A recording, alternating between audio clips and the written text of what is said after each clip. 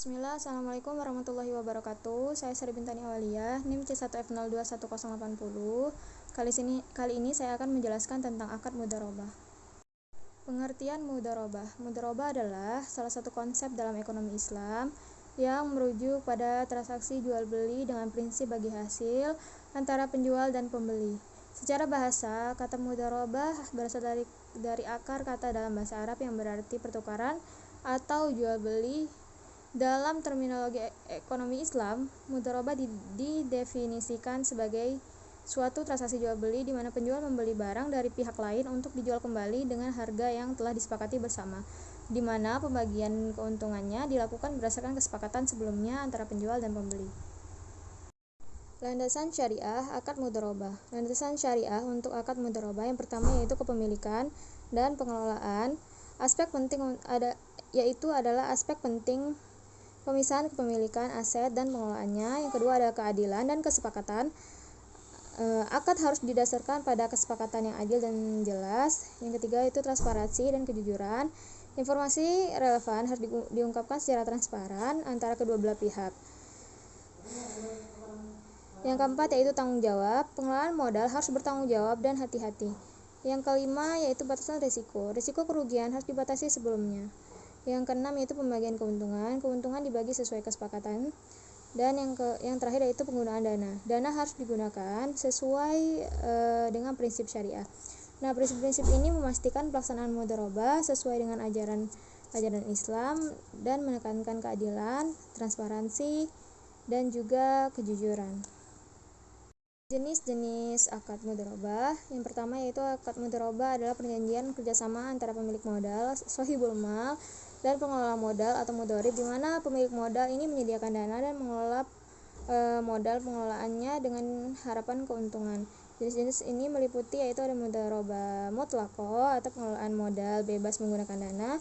Keuntungan dibagi sesuai kesepakatan dan kerugian ditanggung oleh pemilik modal. Selanjutnya ada mudharabah muqayyadah, yaitu pemilik modal dapat memberikan panduan penggunaan dana, keuntungan dan kerugian diatur sesuai kesepakatan. Yang ketiga yaitu ada mudharabah mushtarakah, lebih dari dua pihak terlibat sebagai pemilik dan pengelola modal dengan pembagian keuntungan dan kerugian sesuai kesepakatan. Selanjutnya ada mudharabah muawwalah, yaitu pengelolaan modal dapat meminjam sebagian dana untuk keperluan pribadi atau usaha.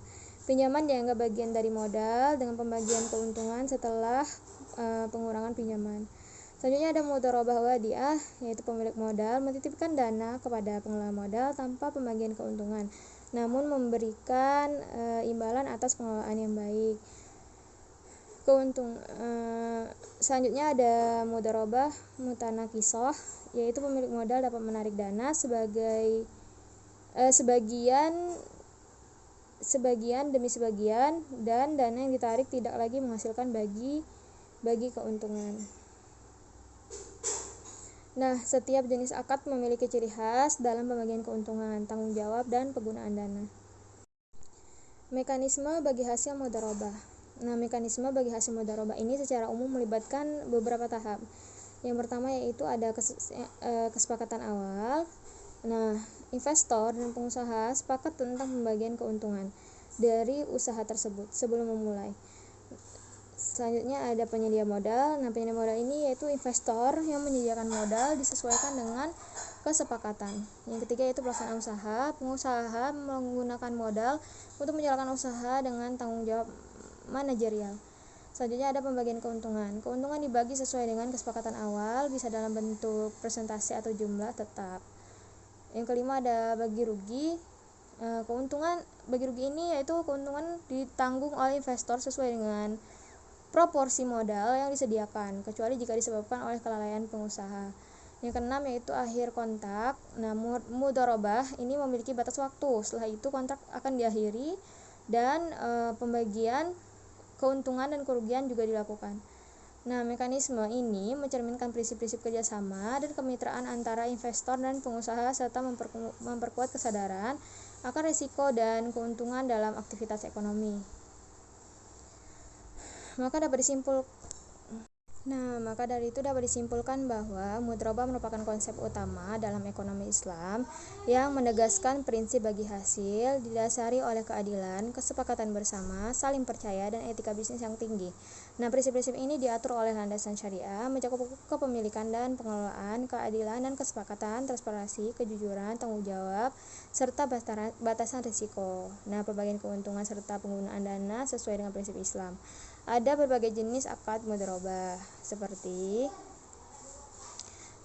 mudharabah mutlaqah, muqayyadah, mushtarakah, muawwalah, wadiah, dan mutanaqisah.